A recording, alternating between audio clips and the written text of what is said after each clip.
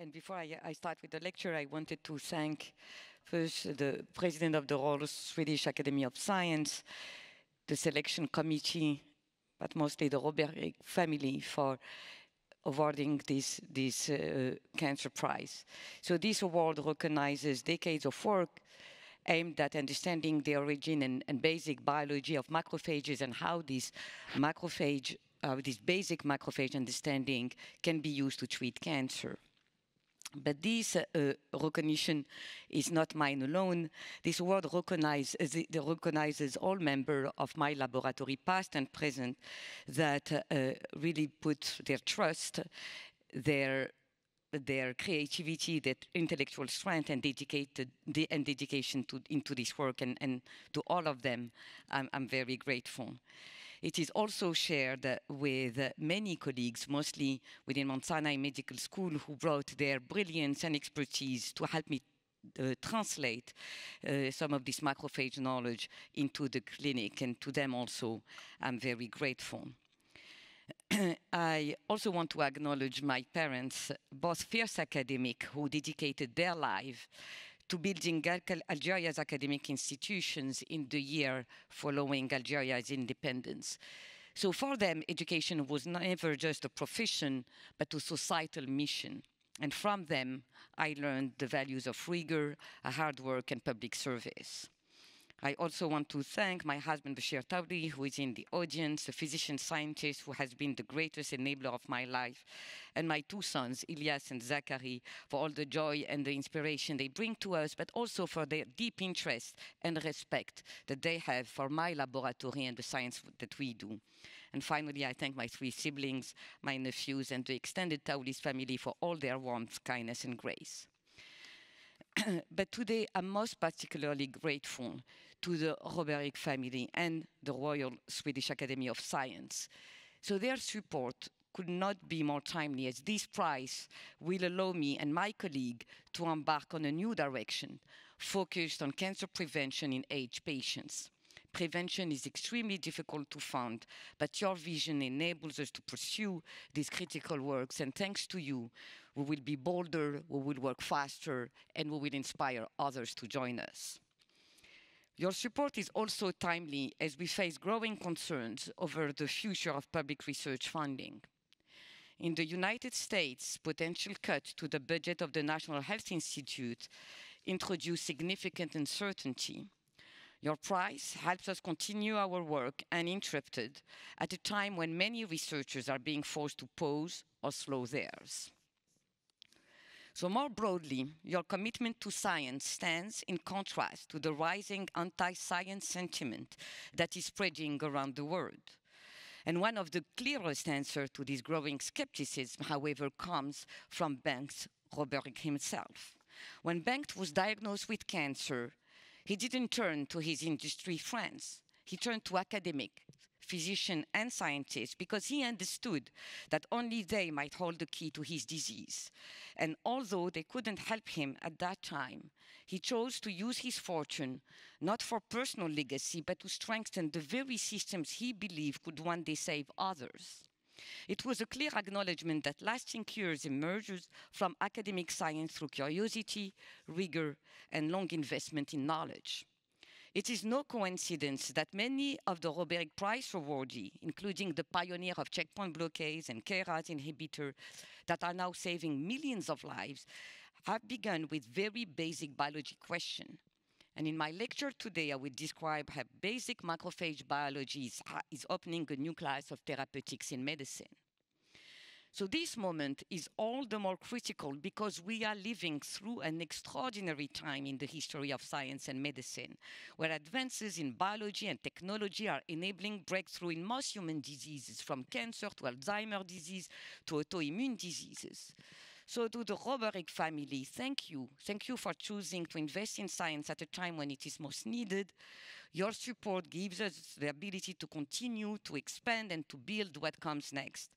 And to those who still believe in academic medical research, now is the time to carry forward Bengt's mission.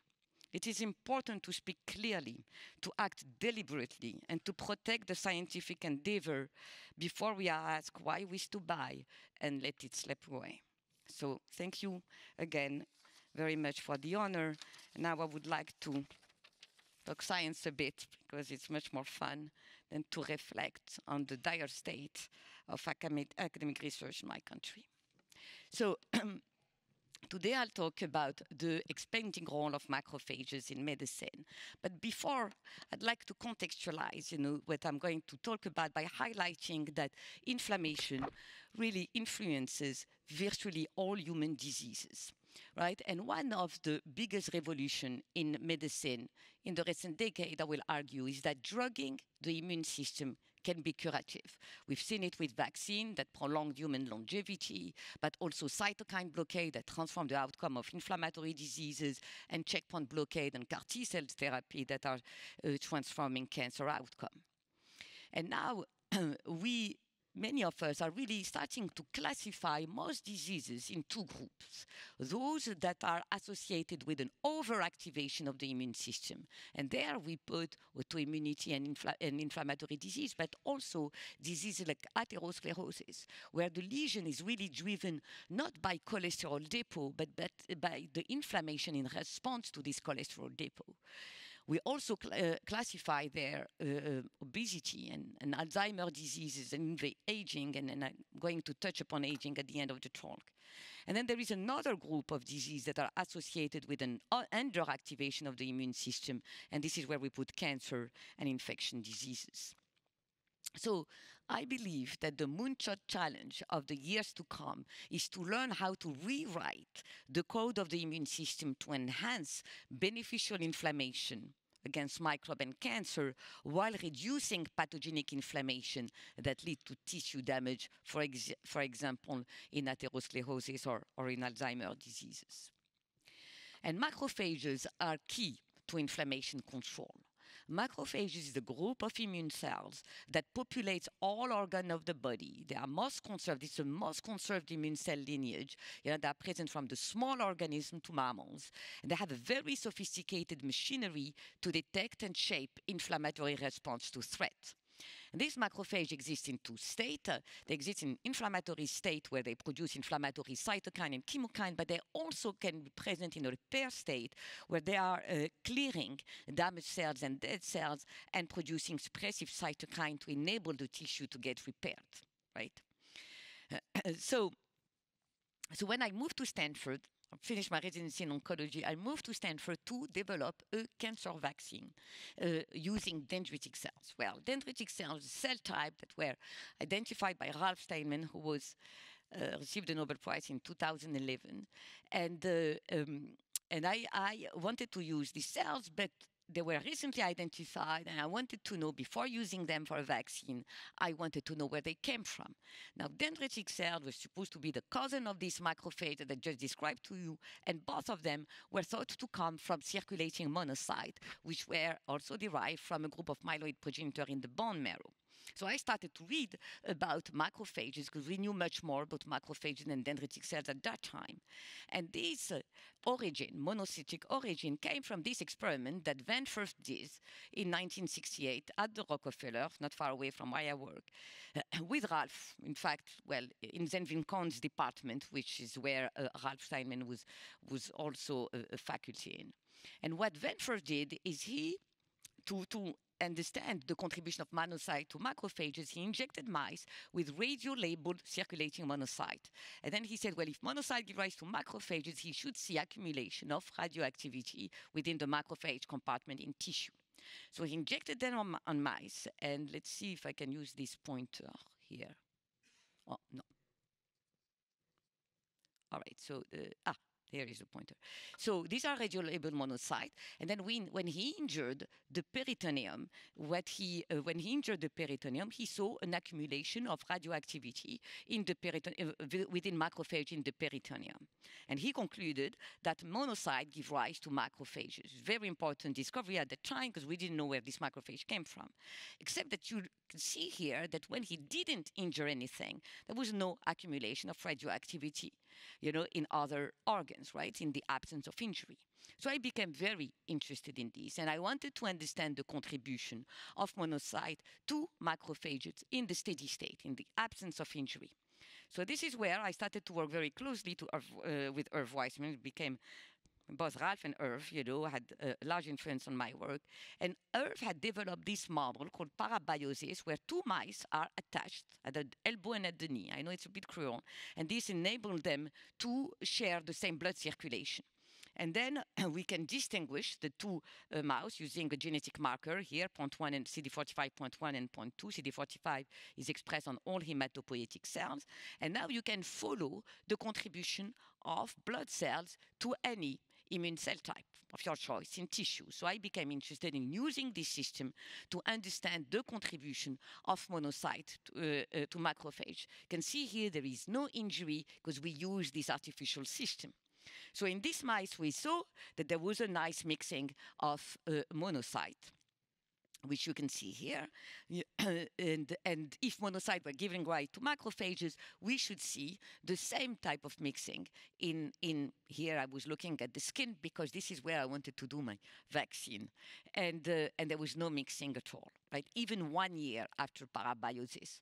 Monocytes were not giving rise to macrophage in the skin, even after following, tracing monocyte for a year. Well, that was a very interesting. And then we saw that this macrophage in the skin can proliferate locally, and we concluded that macrophage in the skin at least self-maintain independently of adult hematopoiesis. So when I built my lab at Sinai, I expanded on these results. I built a stronger model to enforce mixing of monocytes. You can see that here monocytes were mixing there was up to 30%. Well, it should be higher than that. Is it 10%? It was up to 80% mixing of macrophage. There is one graph that is not showing here, but I'm going to describe to you. And despite very extensive mixing of circulating monocyte, there was very little contribution or very little mixing in macrophage across the body. Right? So there was very little mixing, suggesting that monocytes were not giving rise to macrophage in different organs. So we became interested in this question, is where these macrophages are coming from. So we started to look at macrophage seeding, during embryonic development. As described by others, we saw that macrophage, in fact, seed the tissue prior to definitive hematopoiesis, which usually starts around E9, used to start at E10, but now we know that starts probably earlier than that. So we wanted to follow and start to follow the different wave of hematopoiesis that occur in the embryo throughout the adult life. Now, the first site of hematopoiesis occur in the extra-embryonic structure of mammals. In mice and humans it's the same, which is called the yolk sac.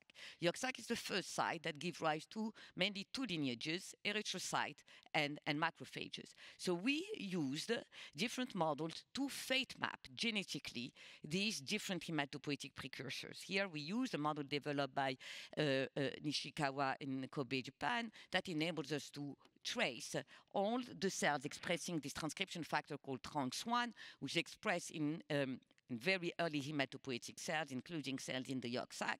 And then now we can label them by giving tamoxifen, the conditional labeling, and then we can trace them throughout development. And when we in fact, label these TRANX1 positive cells at E7.5, you label specifically the yolk sac, which is this structure here. And then we are going to follow at different times during embryonic development. So we just conditionally label for a very short period of time, and then we follow the progeny of these cells. And we saw that we had 30% labeling of yolk sac. This is the limitation of any reporter or tracing strategies due to the Cree.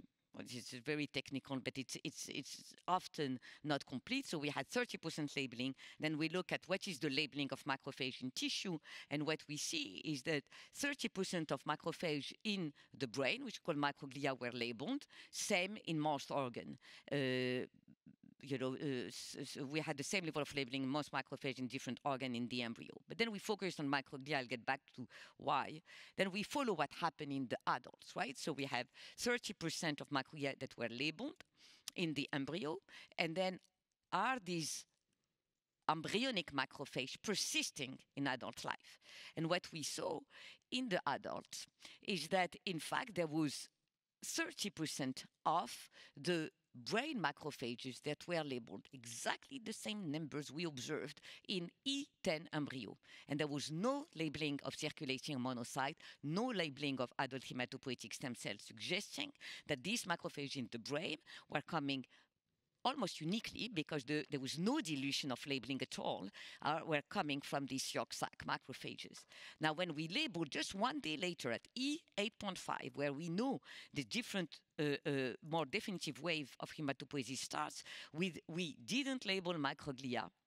And what we saw in the adult is that there was no labeled microglia, and there was now labeled monocyte. So this really established that these microglia are coming from these early embryonic precursors completely independently of adult hematopoiesis.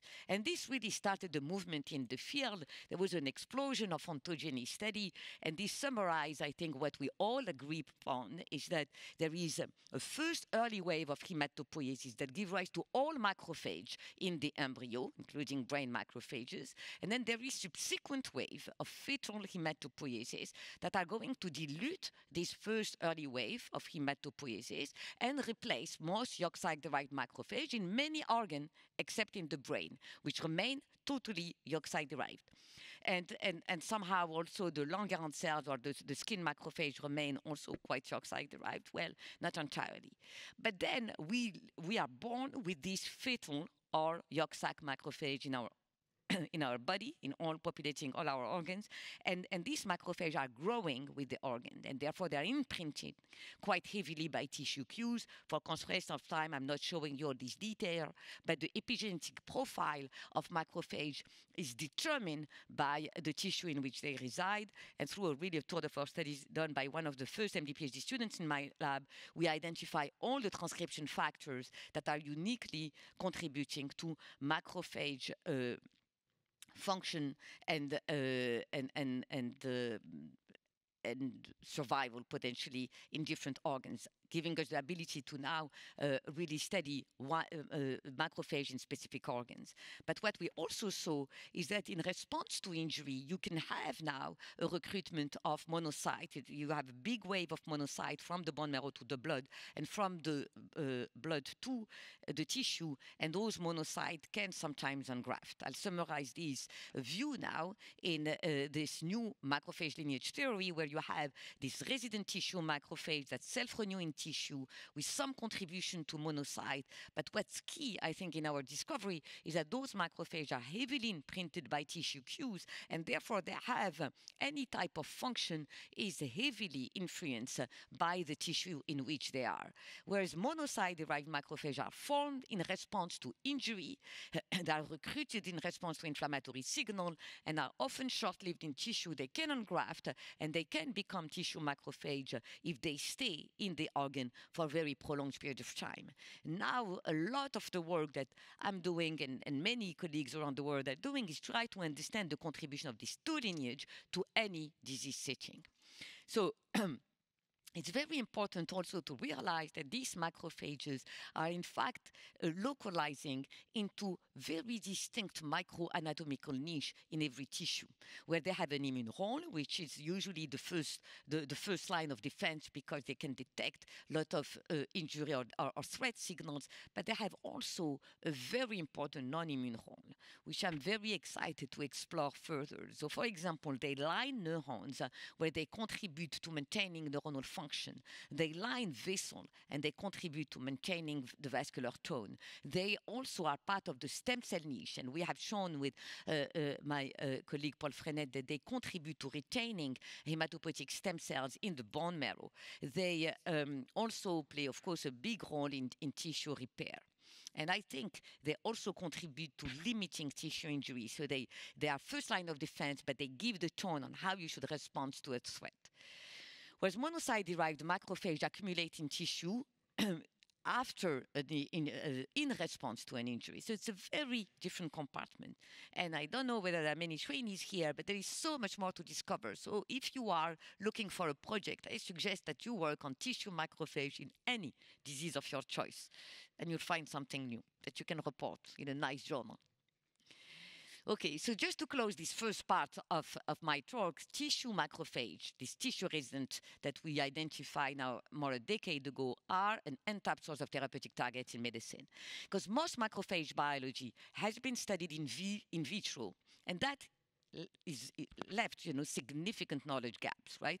So in addition to their own immune defense, which we know and can be studied in vitro indeed, tissue macrophages are crucial for tissue health and homeostasis. And as I said, probably also in the tone of the response that each macrophage need to give. And this is why I think that they probably are key in tissue regeneration. They are key also in response to injury. But understanding macrophage biology needs to or can be done only by understanding, their tissue niche, right? So we need to study macrophage in vivo in organs, and this is why spatial technology will be now so important to really reveal, all their properties. So this is, for example, a circuitry that I think I'm going to discuss, or maybe I removed it, but a circuitry here that is very important, where we show that these macrophages are lining, these neurons and contributing to neuronal function. So we showed many years ago that these macrophages are contributing to the gut peristaltism and extraction of nutrient, but we still don't know exactly, the exact molecule that are needed, to promote, that circuitry. And all of this will come from really spatial mapping of this type, spatial mapping, and also spatial functional genomics to really understand, how macrophage is shaping, in fact, tissue health. So now I want to turn into our work on cancer. And as I'm an oncologist, I was always very interested in understanding that inflammatory response to cancer. In fact, this is what brought me to immunology, is the realization that a cancer lesion is really dominated by immune cells, and the dominant immune compartment is often these macrophages. But really, that our realization that macrophages are so much part of a tissue, let us realize that we really need to understand molecular program of these cells within a disease lesion. So I built this group a few years ago with my colleague Tom Maron, who is the head of our early phase trial unit, which we call Target. And here the goal of this group was to really build a multidisciplinary team of physicians and scientists that will help really provide informative tissue pipeline in which we can really learn the immune program that populate cancer lesions. And so here, this group includes, pathologists, interventional radiologists, and medical oncologists. And the idea is to really access cancer lesions cancer lesion in which we can really establish state of knowledge of immune program. So we started to talk a lot to forgot surgeons, which is the most important piece of this program, and we started to collect treatment naive tumor lesions, and then we use that pre-surgical setting to expose tumor to perturbation. So let's say immunotherapy of our choice. And then we started to map the response to this drug by using the high dimensional technology that we had built, over the years in this center, which we call the Human Immune Monitoring Center that I founded in 2009. And these efforts will enable us then to correlate molecular program of immune cells or any cells. And the focus of my lab has been macrophage program and outcome or response to a perturbation. This is an effort to hypothesize, and then we will bring this hypothesis to any model of our choice. I work on mice quite a bit, but you can study it in any reductionist model of your choice. So the first things we saw is that these tumors were indeed, as many have reported, full of macrophages. There was a paucity of dendritic cells, which is this compartment that I also study in my lab, and for time constraint, I won't talk about them today. And dendritic cells are very good at priming T cell response, and we see that macrophages are dominating here. Then when we look using single cell profiling, we saw that there are many macrophage programs that accumulate in these tumor lesions. So the first question we asked is, are these macrophages tissue macrophage or monocyte derived, and how these two contribute to tumor outcome? So here again, we use this fate mapping system to fate map in the adult hematopoietic stem cells and differentiate them from differentiate monocyte derived cells from embryonic macrophages. And what we saw is that these embryonic macrophages, or the tissue macrophage, are in fact the first to interact with tumor cell, which is not surprising, right? They are there, they are in the body, so they are first to be attracted to tumor cells. They interact with them for a few days, and then they are excluded from the tumor lesion, which is something I had not anticipated. And then these tumor lesions become full of monocyte-derived macrophage, because there are several vessels that are being built at the same time, and they are populating these tumor lesions. We then profile this tissue-resident macrophage at different times during tumor progression using both some epigenetic profiling tool and transcriptomic tool, and we saw that these tissue macrophage are in fact stay quite put, right? Their molecular program is quite stable, likely because they are very imprinted by tissue cues. So you can't really change their molecular program. This is very important. The knowledge to understand is that all the response to all this macrophage is going to be dictated by the tissue cues, right? And yet they are the first one to detect a threat. If we don't understand that, it's going to be difficult to understand response to injury. This is a key compartment that will dictate how we respond to any threat. And this is what we saw here. Very little movement, but there is two clusters of genes that really change. There is one that were associated with MHC class II presentation and one associated with stromal remodeling. So we first probed their capacity to remodel, and we compared tissue-resident macrophage and monocyte-derived macrophage in the capacity to really remodel the stroma. And we use this reductionist model in this matrigel, and those bridges reflect, in fact, tumor invasiveness. And what we saw is that these tissue macrophages were much more potent at driving tumor invasiveness. Cancer biologists like to call this EMT, where, this tumor become, motile and can, in fact, make their way and at some point metastasize. And what we also saw is that these tissue macrophages were the first to imprint a regulatory response using their MHC class II presentation machinery and then dampen immune response. So what these tissue macrophages do is that they really promote a stromal immune niche that facilitate tumor invasiveness.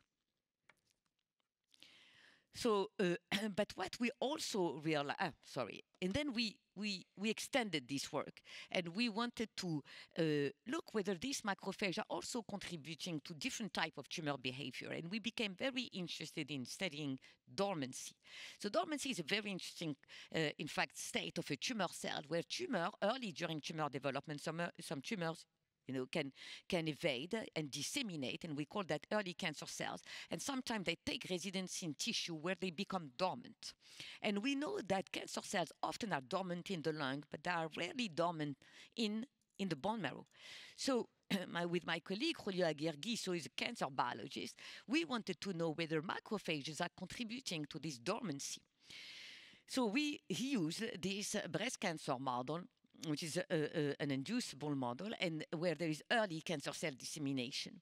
And then we followed, what happened to these cells in the lung. And what we saw is that these tissue macrophages in the lung, which are called alveolar macrophages, are in fact contributing to dormancy, through a circuitry that Julio identified. And when we deleted these tissue-resident macrophage, what we saw is that these cancer cells started to metastasize. So somehow, here they were maintaining them in a dormant state, and in fact protecting, the body from, or protecting, us from tumor growth. And now there is accumulating data that suggests that these tissue-resident macrophages can also eliminate precancer cells, which is something my lab is working on right now. So that suggests that these tissue macrophages can adapt and determine the fate of early tumor cells. The tumor that is fully proliferating, the macrophage's food is going to try to repair and induce, that stromal immune niche that is conducive to tumor progression. But in other cases, when the cells are dormant, it's maintaining dormancy, so it quiets them down. In other cases, when the cells are starting to become cancerous, macrophage can eliminate those precancerous cells. So this suggests that really understanding this tissue macrophage biology can really help, prevent early cancer progression. And this is a big focus of my lab. But But also we realize that established cancer lesions are in fact dominated by these monocyte-derived macrophages. Okay, so we spend lots of time and money at a time where the NIH was quite generous with us, to really profile that monocyte-derived macrophage compartment. And what we saw very early is that these monocyte-derived macrophage had molecular program, which is something I didn't anticipate, that were shared across many human tumors, but also shared with inflammatory lesions. My lab, we profiled both cancer, but also inflammatory lesions in the same organ, because we learned a lot by looking at an immune suppressed state and an inflammatory state. And we started to see molecular program that kept coming back, across the human tumor that we profiled. And this is not so surprising because, in fact, macrophages recognize common threat cues, including cell stress, cell damage, cell proliferation for tumors. So we started to focus on this common program because this is the low-hanging fruit. What if we can target a program and have a drug that can be used across cancer?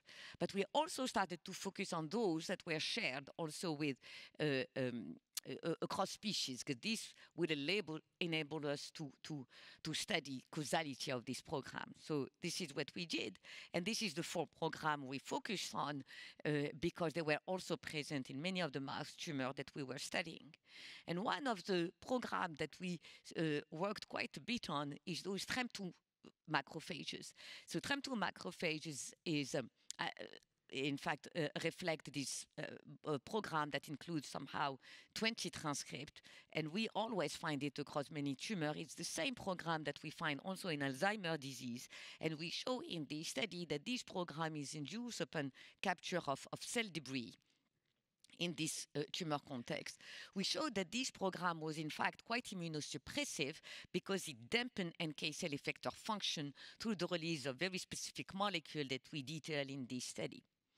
And that is very interesting because NK cells are often strongly reduced in most tumors that we've looked at. So I think that somehow at the same, when monocyte macrophage arrive, which is a very early event during tumor progression, they start in fact dampening NK cell effector function.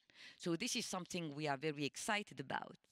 But this realization that TREM2 were present in most tumors that we've looked at and were also quite immunosuppressive led my colleague Brian Brown and his student Jaime Mateuszczyk to now find ways of eliminating this TREM2 macrophage. So they develop a CAR T cell that will recognize and eliminate TREM2 cells, and they put it in this lung cancer model. I should have said maybe that some of the work that we've done earlier, these TREM2 were present in most human tumor, but also present in mice. And one of the models that we've studied quite extensively is this adenocarcinoma line that was developed by Tyler Jacks.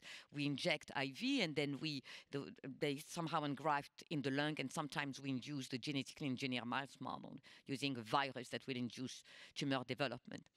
So using this CAR T, we saw that we were able to prolong the survival of mice with lung cancer. But we thought it was not enough. So together we decided to add a cytokine, a payload, to these CAR T cells. So now these CAR T cells are going to go specifically to the tumor because they recognize TREM2, and these TREM2 macrophages are present only in the tumor site because they are not expressed by tissue macrophage except by microglia. So they will home to the tumor specifically, and we saw that not present elsewhere, and they start delivering a cytokine IL-12. We know that IL-12 is a very good cytokine to activate the Th1 response, which will produce gamma, and this interferon gamma will then reprogram, in fact, these TREM2 macrophages and all remaining macrophages into immunogenic cells. And this is what we see here. There is here a much more significant impact in terms of outcome. And now they extended this work to another population of macrophages that are also common across different tumors, which are FOLR2 macrophages. And now using IL-12, and they do a lot of modification of how IL-12 and when exactly IL-12 is going to be delivered. And here we see a dramatic effect on the outcome of mice with ovarian cancer, metastatic ovarian cancer with very advanced ascites, and you can see that the mice are living more than 100 days. So we are very excited about this study that was just submitted for publication, and we are working on bringing these therapeutics into the clinic. So we are very interested in this common program and another program. So here I showed you TREM2, the TREM2 macrophage and FOLR2 macrophage. But there was another signature that we were very interested to identify was an IL-4 receptor signaling module. Now, IL-4, I don't know how many immunologists are here, but IL-4 is usually called a type 2 cytokine that you see mostly during allergy. Right? So IL-4 is often, accumulating in allergic patients. And here, in cancer, we saw this IL-4 receptor signaling module. It's bizarre. So we wanted to explore, we wanted to explore whether this IL-4 was somehow contributing at all to tumor outcomes. So Barbara Meyer in the lab, now she's a faculty in Vienna, blocked IL-4 cytokine and saw that there was a very strong impact on lung cancer progression. Okay. Now, IL-4 is also well known to induce macrophage repair program. So IL-4 is induced in allergic setting, but it's also known to put macrophage in this repair, so that macrophage start to repair an organ. IL-4 is also, for example, produced in parasitic infection, and here again it contributes to stromal remodeling to somehow contain the threat.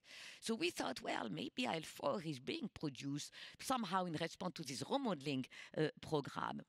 And Nelson Lamarche, who came after Barbara in the lab, wanted to know how this works. So what he did is he deleted IL-4 receptor from different myeloid compartment, but also an immune compartment, but also from early myeloid progenitors that give rise to monocyte, macrophage, and neutrophil. And what he saw is that had exactly the same impact as IL-4 blockade, suggesting that IL-4 was working mostly through the myeloid compartment. And what he also saw is that IL-4, in fact, was being produced distally in the bone marrow in response to distal tumor cues. This IL-4 was signaling through myeloid progenitors and was expanding myelopoiesis, and it was reprogramming, inducing a suppressive program that was induced already in the bone marrow. And these macrophages were, starting, received a very early suppressive program that is strengthened in the tumor microenvironment. And when we deleted IL-4 receptor, we completely reprogrammed somehow the macrophage in tumor lesion that became much more immunogenic, enabled T-cell proliferation and anti-tumor immune response. And now we extended these results to another cancer model, and here J.C. Boumelha, who came from Francis Crick Institute from Julian Darwin's lab, who's developed several colorectal cancer models. And here again, he saw that if he put some orthotopic colon cancer line in orthotopically in mouse, in mice in which we deleted IL-4 receptor from early myeloid progenitors, there was a very strong reduction in terms of tumor growth. He even treated mice with colorectal cancer with an IL-4 receptor antibody blockade, and so significant tumor reduction. He now extended these results to metastatic colorectal cancer, so we are quite excited about this. And more recently, Alessia Baccarini in Brian Brown's lab also looked at this IL-4 receptor antibody blockade in ovarian cancer, that ovarian cancer model that I just introduced. And what she saw is that when she delete IL-4 receptor from the myeloid compartment in mice with metastatic ovarian cancer, she rescued response to PD-1 blockade. So she's very excited about this, and now Alessia is bringing this combination therapy to the clinic. But we also brought this IL-4 receptor antibody blockade to the clinic with my colleague Tom Mahon, who was in fact designing the trial as soon as he saw the results in mice models, because IL-4 receptor antibody blockade had been given to millions of patients with atopic dermatitis and severe asthma. So we knew that this molecule is safe, and what he decided to do is treat lung cancer patients that relapse PD-1 blockade. So he maintained PD-1 blockade and just added the IL-4 receptor antibody blockade and asked whether this influenced tumor outcome. And what he saw is that he was able, in the first small cohort of patients, he was able to obtain significant responses in few of our patients. And what he's most excited about is that these responses were very durable. So you can see here that at day 357, patients have not, relapsed yet. So we are very excited about the ability of this IL-4 receptor antibody blockade to, in fact, reprogram the tumor microenvironment. And now he brought this trial in the pre-surgical setting, where he is now going to combine PD-1 and IL-4 receptor antibody blockade, and we will be able to profile a response to this combination by using, this high-dimensional profiling analysis that I've just introduced earlier. So I need to finish soon. I will have, maybe I'll show you a few more slides. I'm going to go a little bit over time. Apologize. So I believe that this IL-4 receptor signaling is a potent inducer of macrophage repair. It's commonly induced in many cancers. Blocking IL-4 receptor signaling is safe, so we want to bring it to the clinic in combination with a molecule that can reactivate T cells. Very important to us, and we are going to look at it in many different tumors. But this really pushed us to think about the bone marrow further.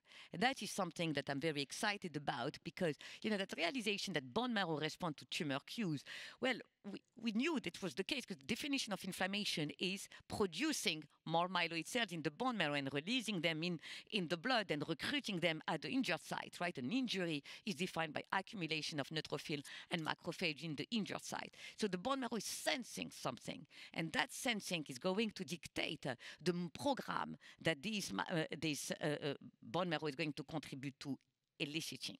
So this is what Samart Hegdes looked at, and he measured bone marrow response to distal cues, and he did it in mice and he did it in human. It's an extraordinary amount of work. And yesterday we heard some good news about this work, so it's exciting for Samart and I. So what he did is he then used a combined single cell attack and RNA sequencing to really look at the molecular program and also the epigenetic program of all the myeloid lineage in response to tumor cues. And now he identified a program that is induced in early myeloid precursors, both in mice and human, that is in fact a myeloid response to stress. And what he realized, that there is in fact a stress response already in the bone marrow, because there is a lot of stress molecular oxidative species that are traveling to the bone marrow, and that stress response is inducing an anti-inflammatory response, an immune suppressive response already in the bone marrow that is going to be solidified in in the tumor microenvironment. So we are very interested in this because we think that if we understand how this myeloid response is induced in the bone marrow, we could control it prior to these myeloid cells arriving in the tumor microenvironment. It would be much easier to reprogram, macrophages prior to their entry to the tumor site. So this is very exciting. So unfortunately, I won't have time to talk about our aging, but this is something is dear to me because this is how I'm going to utilize the Sjöberg Prize now, is to expand on this work. It's a work that we just published recently, so you can read it there. But if there is one time where myelopoiesis expand and become a little bit dysregulated, is during aging, where there is an expansion of our myeloid compartment at the expense of the lymphoid lineage for many reasons. And we discovered through this work that, in fact, the myeloid, an aged immune compartment can contribute to disease progression independently of the stroma, or the age of the stroma, or age of the tumor. So this is what we want to exploit therapeutically. And with this, I'm going to stop. I'm just going. I went a bit over time. It's rare, but I thought I had to show something to the Sjöberg family. So this is how we see myeloid targeting in cancer. We think that we have to understand the systemic cues of myeloid dysfunction, understand pathogenic myelopoiesis, understand age-specific defect, understand additional cues at the tumor microenvironment. There is a lot of spatial organization that we can exploit therapeutically, and there is a big effort now to target specifically pathogenic program, so we can spare the tissue macrophage, which we think are very important to maintain organ health. And with this, I want to thank all the people who did this work. It's an enormous group of people, and I thanked them earlier during my talk. Thank you very much.